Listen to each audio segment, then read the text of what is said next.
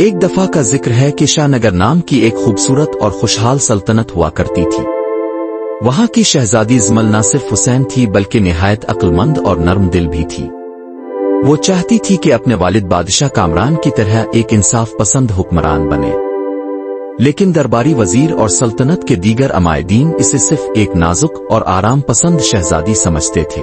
ایک دن بادشاہ سخت بیمار ہو گئے اور انہوں نے اعلان کیا کہ جو بھی 3 آزمائشوں میں کامیاب ہوگا وہی اگلا بادشاہ بنے گا۔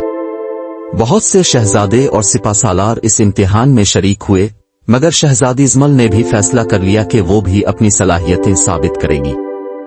اس پر سب نے ہنس دیا، مگر بادشاہ نے کہا ہر کسی کو موقع ملنا چاہیے۔ اگر شہزادی یہ ثابت کر دے کہ وہ بہترین حکمران بن سکتی ہے تو وہ ہماری ملکہ ہوگی۔ پہلی آزمائش میں شہزادی کو ایک ایسے مقدمے کا فیصلہ کرنا تھا جس میں ایک غریب کسان اور ایک امیر سوداگر کے درمیان جھگڑا تھا۔ سوداگر کا کہنا تھا کہ کسان نے اس کی زمین پر زبردستی قبضہ کر لیا ہے، جبکہ کسان کا کہنا تھا کہ یہ زمین اس کے باپ دادا کی ہے۔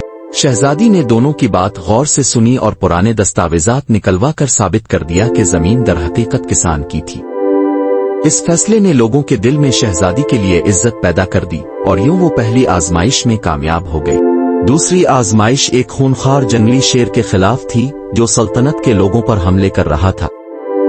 شہزادے اور سپہ سالار تلواروں اور تیروں سے شیر کو مارنے کی کوشش کر رہے تھے، مگر شہزادی نے ایک چالاکی بھرا منصوبہ بنایا۔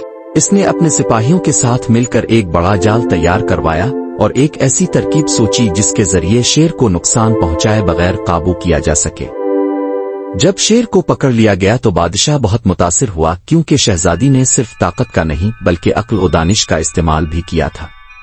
یوں وہ دوسری آزمائش میں بھی کامیاب ہو گئی۔ تیسری اور سب سے مشکل آزمائش یہ تھی کہ شہزادی کو رعایا کا دل جیتنا تھا۔ اس نے سب سے پہلے سلطنت میں نئے قوانین بنائے تاکہ ہر شخص کے ساتھ مساوی سلوک ہو۔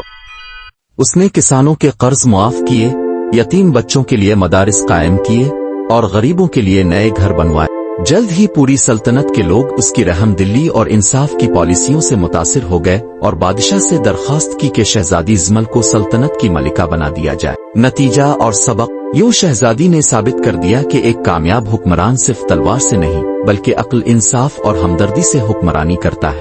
اس کہانی کا سبق یہ ہے کہ قیادت کسی ایک جنس کی میراث نہیں، بلکہ جو بھی عقل، ہمت اور محنت سے کام لے وہ بڑا حکمران بن سکتا ہے۔ آخرکار شہزادی زمل ایک عظیم ملکہ بنی اور اس کی سلطنت میں ہر طرف خوشحالی اور امن قائم ہو گیا۔